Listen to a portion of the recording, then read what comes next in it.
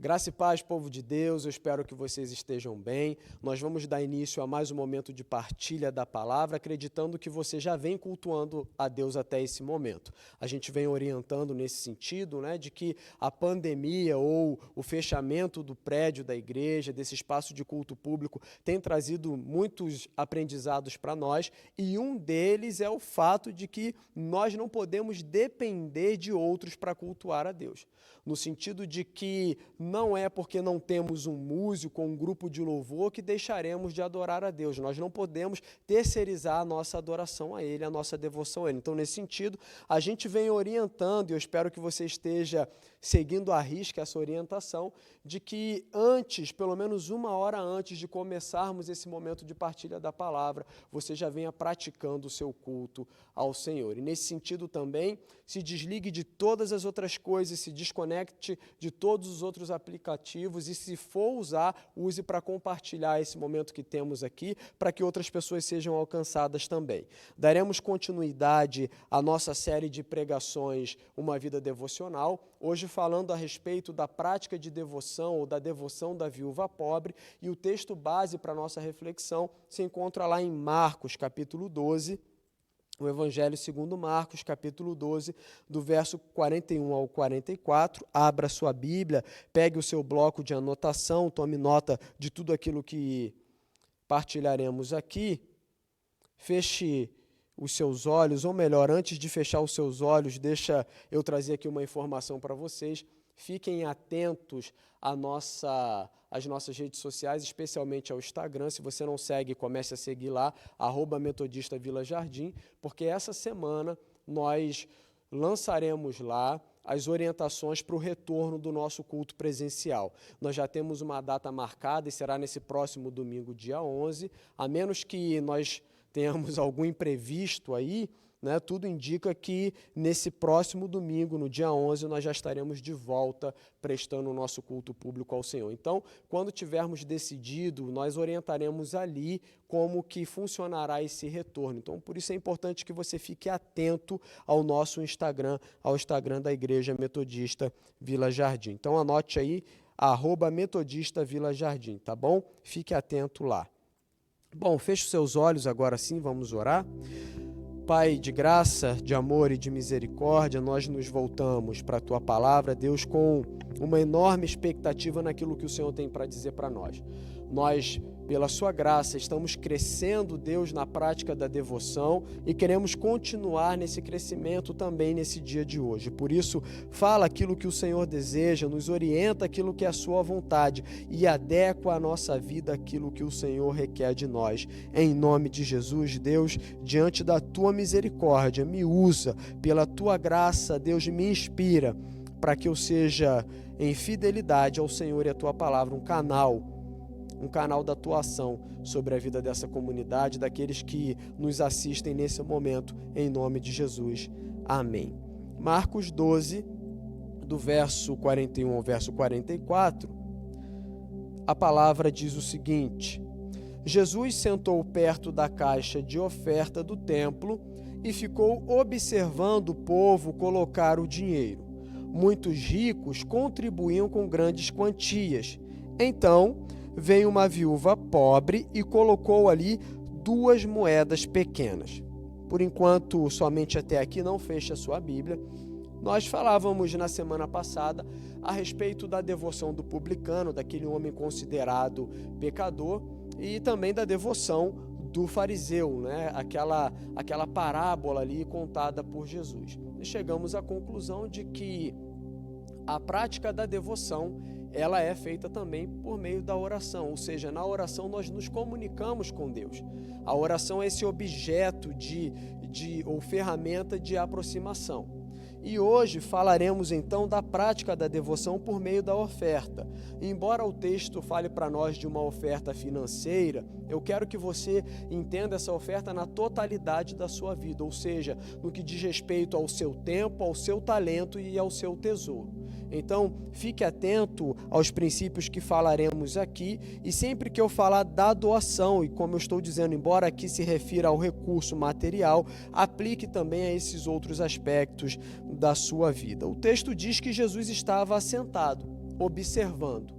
E quando diz observando, nos leva a acreditar que Jesus não estava ali olhando somente, mas ele estava atento àqueles homens e também àquela mulher que surge na história, que estavam indo em direção ao gasofilácio para levarem a sua oferta. Gasofilácio é aquele objeto onde as pessoas depositam os seus recursos, a sua doação. Então, estar ali observando o que se passa no templo traz para nós a ideia de que Jesus estava olhando de maneira ativa, fixando os olhos, considerando com atenção, avaliando a ação daqueles homens e, consequentemente, a ação daquela mulher.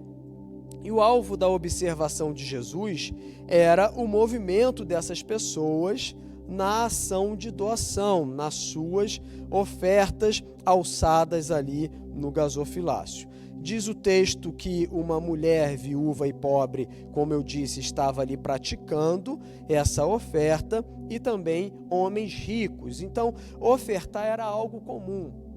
Malaquias 3, todo o capítulo vai falar a respeito da doação, da ação de levar até o templo os seus recursos, seja dízimos e ofertas, no sentido de que a oferta, a doação do recurso tem como objetivo a manutenção do templo.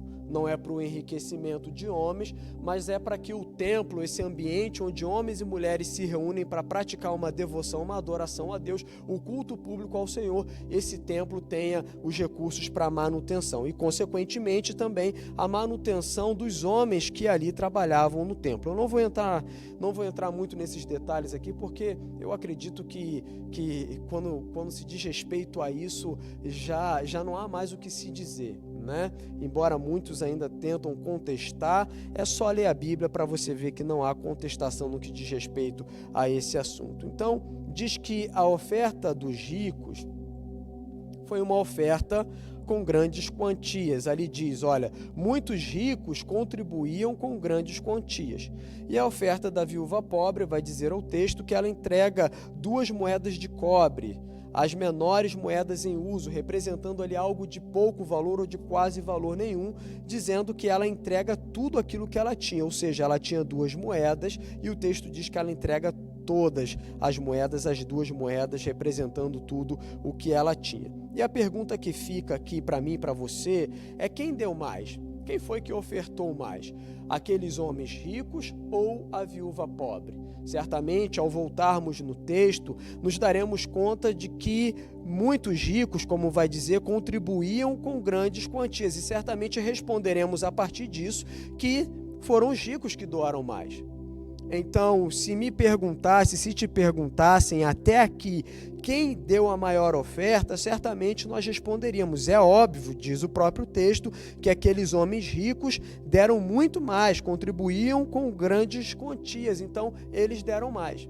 Só que a resposta de Jesus, ou melhor dizendo, a avaliação de Jesus, mais uma vez nos surpreende. Assim como a avaliação dele nos surpreendeu na parábola contada por ele a respeito do fariseu e do publicano, também a avaliação dele aqui nos surpreende. Olha lá o versículo de número 43, o que ele diz. Jesus chamou os seus discípulos e disse: eu lhes digo a verdade, essa viúva depositou na caixa de oferta ou na caixa de ofertas mais que todos os outros. Como assim? Não dizia ali antes que foram os ricos que contribuíam com grandes quantias? Como que Jesus agora está dizendo que foi a viúva quem deu mais? Como que ele está dizendo que a oferta da viúva, que tinha apenas 2 pequenas moedas ou 2 moedas de pequeno valor, foi a maior oferta? E o texto segue dizendo, versículo 44, eles deram uma parte do que lhes sobrava, mas ela, em sua pobreza, deu tudo o que tinha. Jesus, conversando com os seus discípulos, contraria o entendimento comum ou a avaliação comum, que com certeza seria a minha e a sua, dizendo que a viúva pobre deu mais do que todos os outros.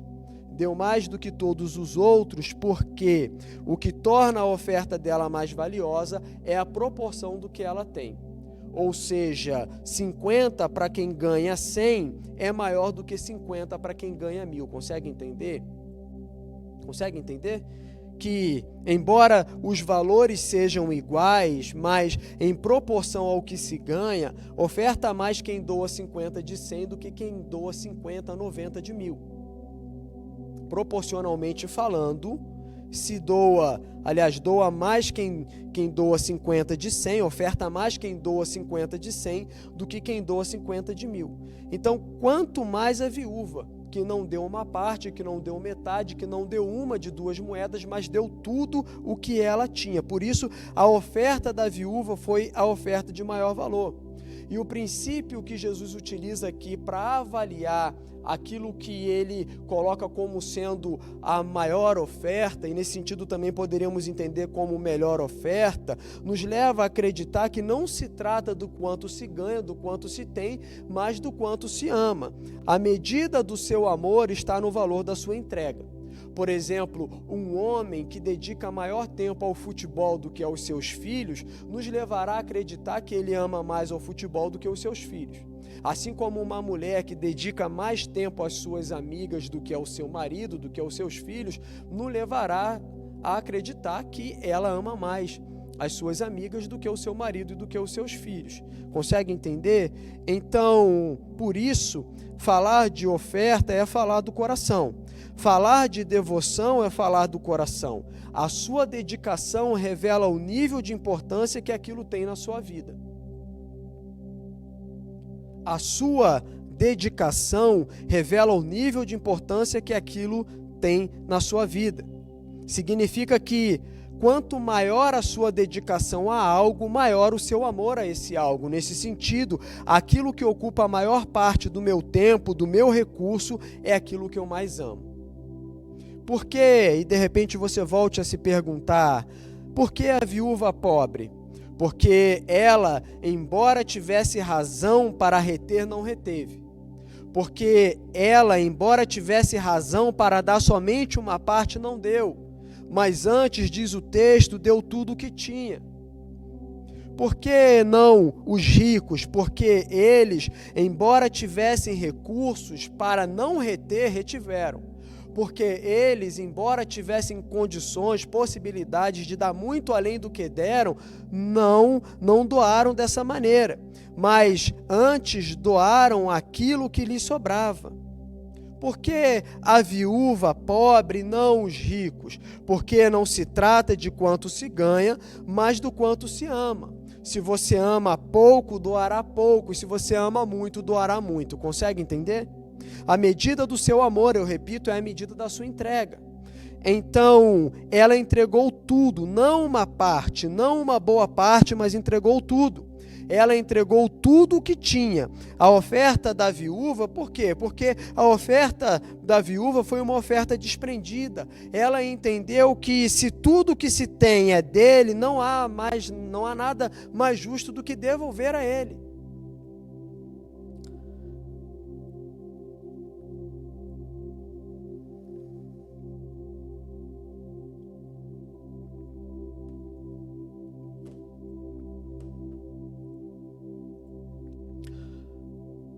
Quando falamos de conversão, nós falamos de um acontecimento na nossa vida que não muda somente parte do que somos, ou somente parte do que pensamos, ou somente parte do que fazemos, mas falamos de um acontecimento, de um encontro, porque conversão denota encontro, com algo que transforma a nossa vida por completo.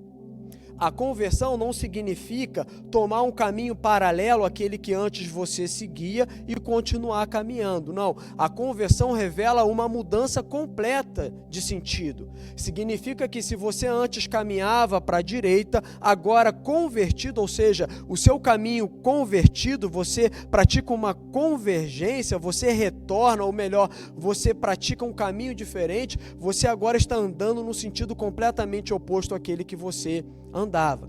E muitos de nós alegamos que nos convertemos, ou nos convertemos ao Senhor, mas os nossos bolsos continuam incrédulos. Nós alegamos que tudo aquilo que temos é do Senhor, mas aquilo que está no nosso bolso ainda está sob o nosso controle. Meus irmãos, entenda, as migalhas da mesa, As migalhas da mesa nós damos aos animais. Aquilo que é resto, aquilo que sobra, aquilo que para nós não tem mais utilidade, não tem mais uso, nós damos aos animais. E ainda hoje temos pessoas que tratam melhor os seus animais do que a casa de Deus. Tratam melhor os seus animais do que o próprio Deus. E não é de se admirar que assim aconteça, porque a idolatria pet tomou conta do mundo.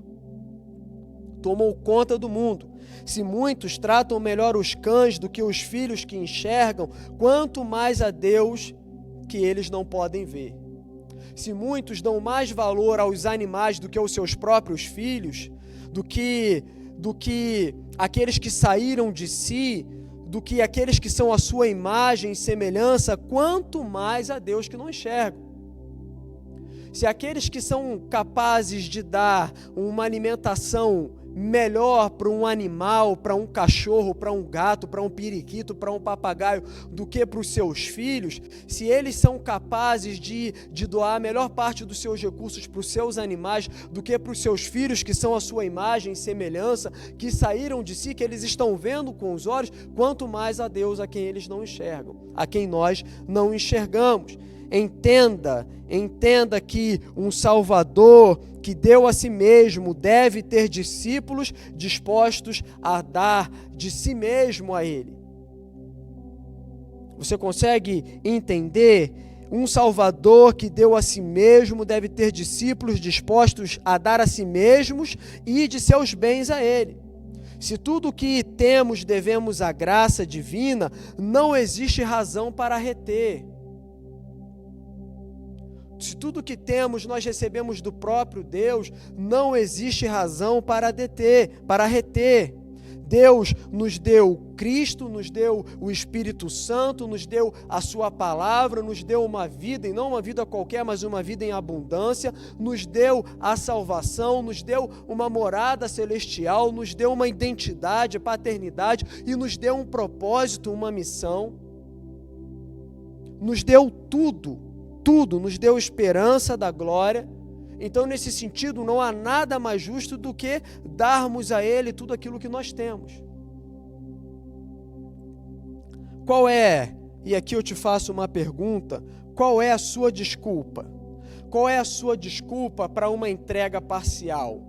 Qual é a sua desculpa para uma doação parcial? Qual é a sua desculpa para oferecer para Deus as migalhas? Qual é a sua desculpa para oferecer para Deus, dentro daquilo que é proporcional ao que você ganha, uma migalha, uma oferta podre, uma oferta que desonra a Deus?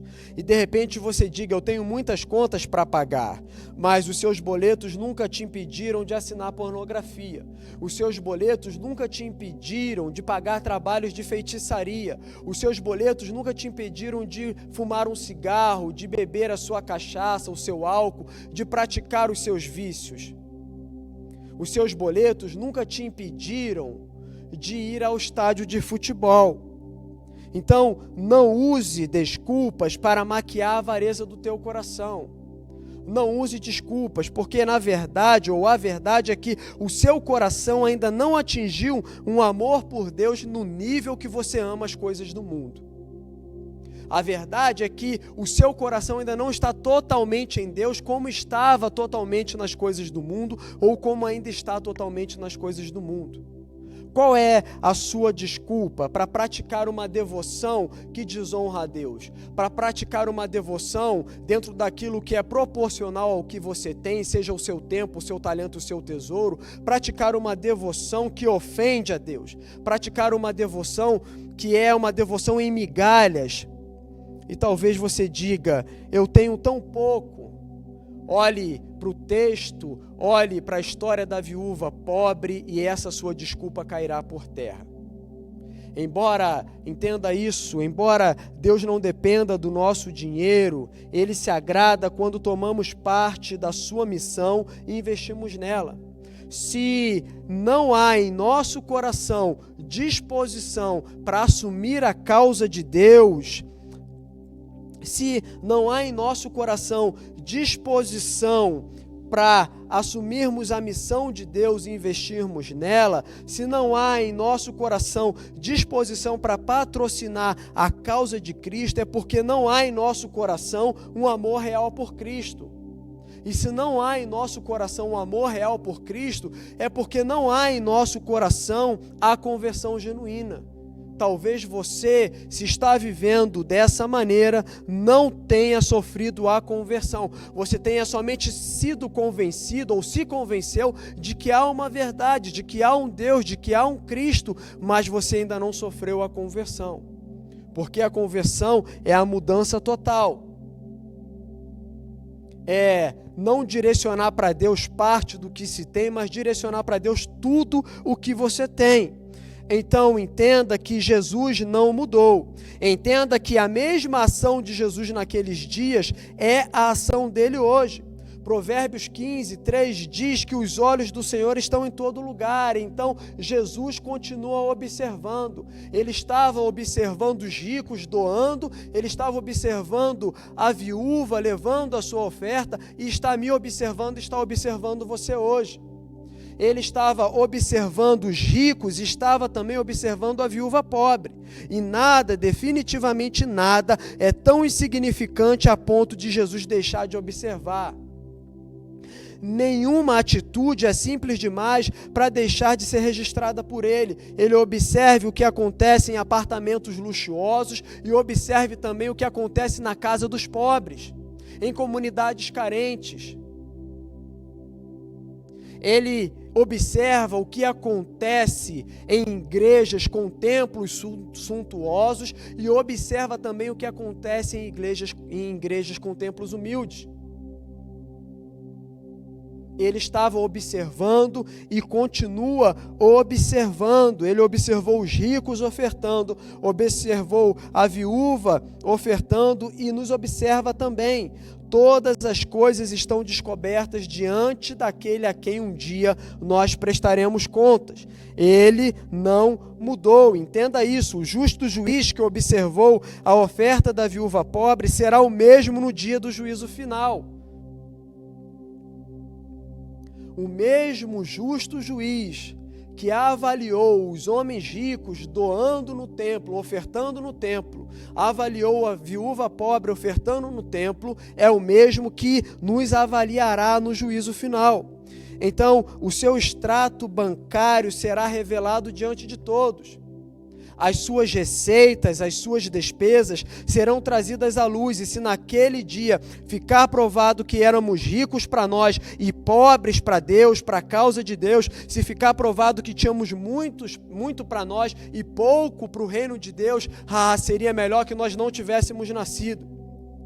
Se no dia da prestação de conta ficar provado que nós tínhamos muitos recursos para nós e poucos recursos para Deus, ficar provado que nós tínhamos muito tempo para nós e pouco tempo para a causa de Deus, muito dinheiro para nós e pouco dinheiro para a causa de Deus, muito talento para nós e pouco talento para a causa de Deus, entenda, seria melhor que nós não tivéssemos nascido.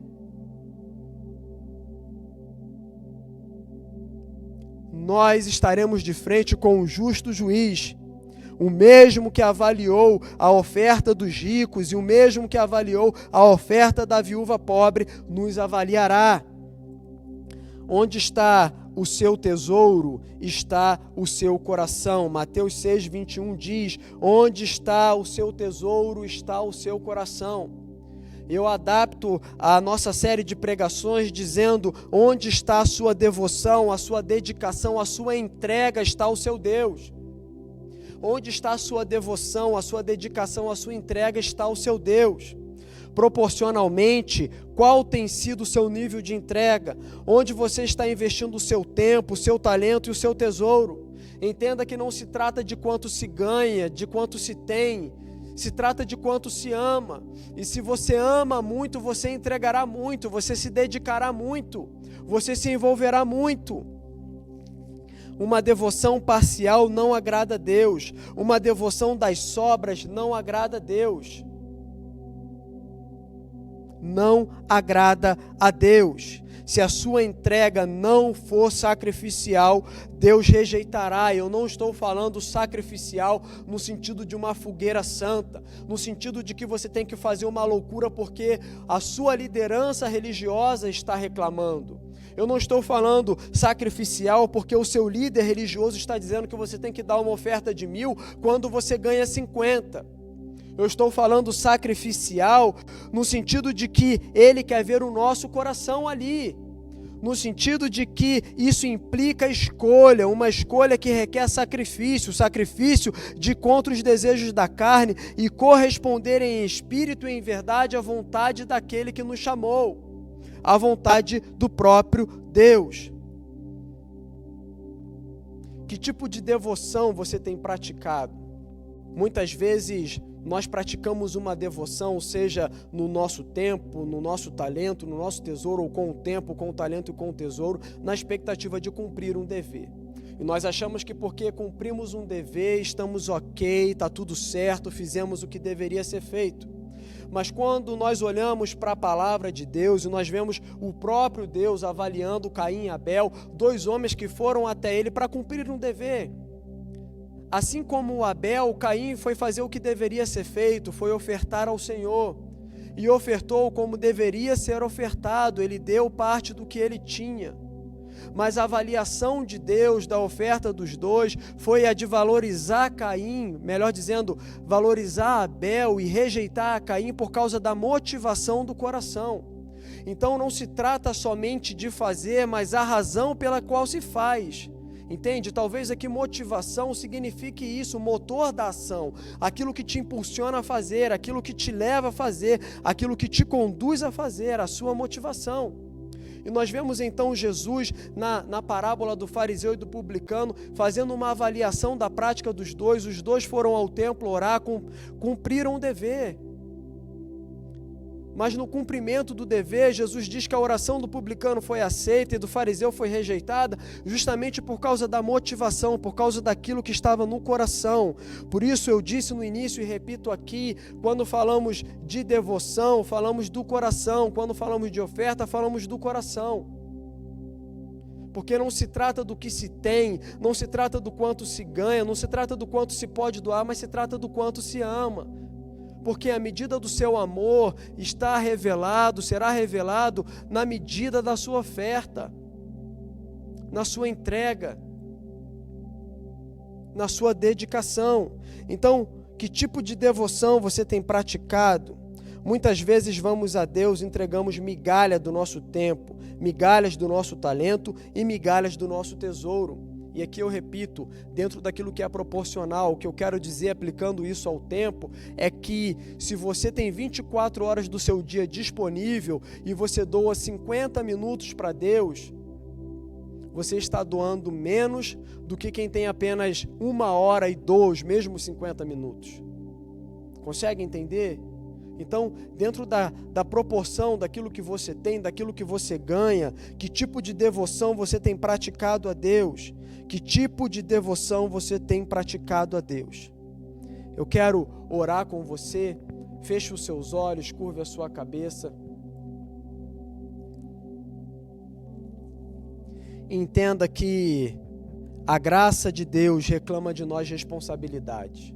Nós temos falado que aquilo que temos acesso da parte de Deus em Cristo Jesus é pela graça e o caminho é a fé, mas sabemos e também já falamos a respeito disso nessa série de pregações, que essa fé deve vir acompanhada de obras, e essas obras não são obras qualquer, mas são obras que estão em coerência com aquilo que nós confessamos. Então, falamos que servimos a Deus e que sofremos a conversão, as obras devem testificar isso. E nesse sentido, as nossas obras, no que diz respeito à prática de devoção, devem ser obras que honram a Deus, no sentido de que é uma devoção total.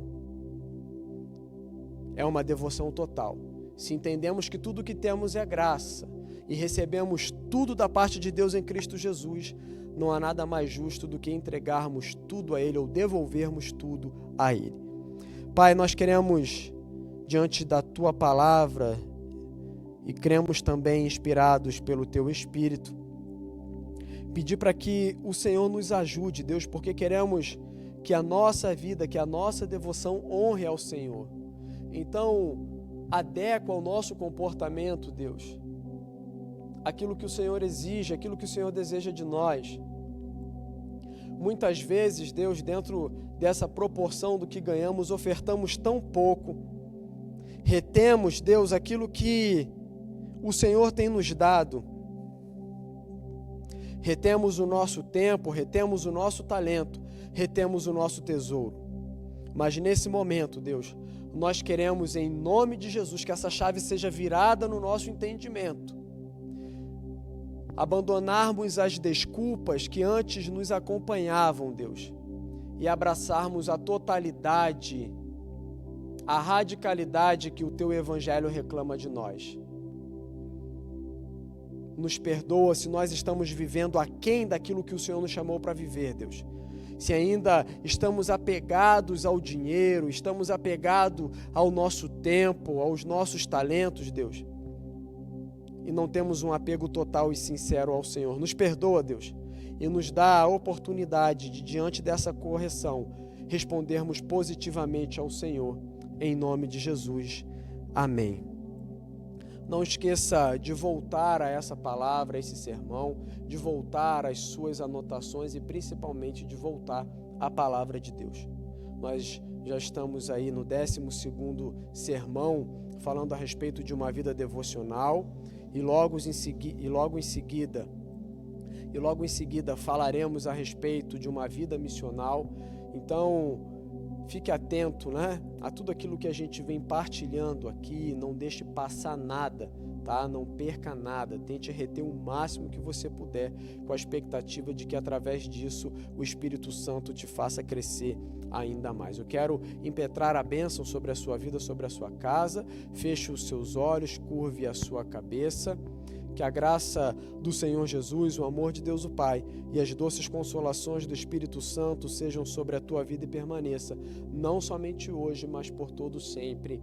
Amém e amém. Não se esqueça de interagir aqui nesse sermão, tá bom?